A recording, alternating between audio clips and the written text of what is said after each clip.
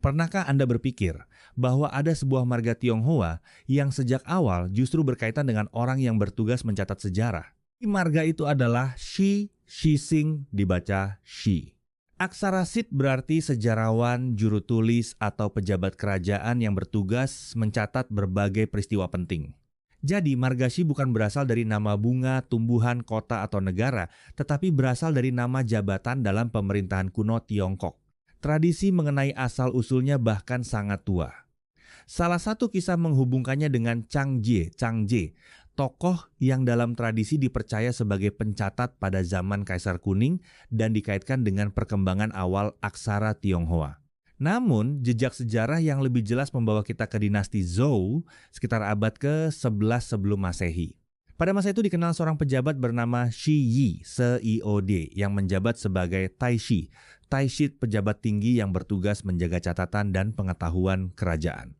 Dari tradisi jabatan inilah marga Shi berkembang. Menariknya, perjalanan marga ini tidak berhenti di zaman kuno. Pada masa dinasti Tang, beberapa kelompok dari Asia Tengah yang datang dan menetap di Tiongkok juga menggunakan marga Shi, sehingga garis keturunannya semakin beragam. Dalam Baiji Aksing, marga Shi berada di urutan ke-63.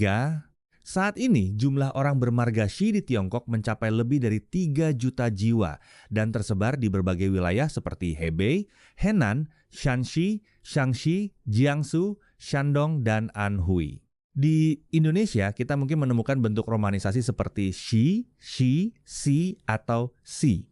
Tetapi jangan langsung menyimpulkan bahwa semua nama tersebut adalah Shi, karena satu bunyi dapat berasal dari Hanzi yang berbeda.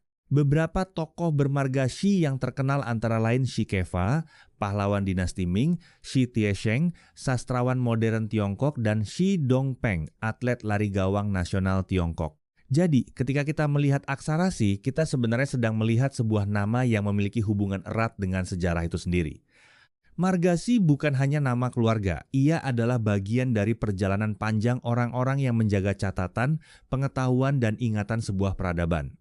Dan mungkin inilah pesan terpentingnya.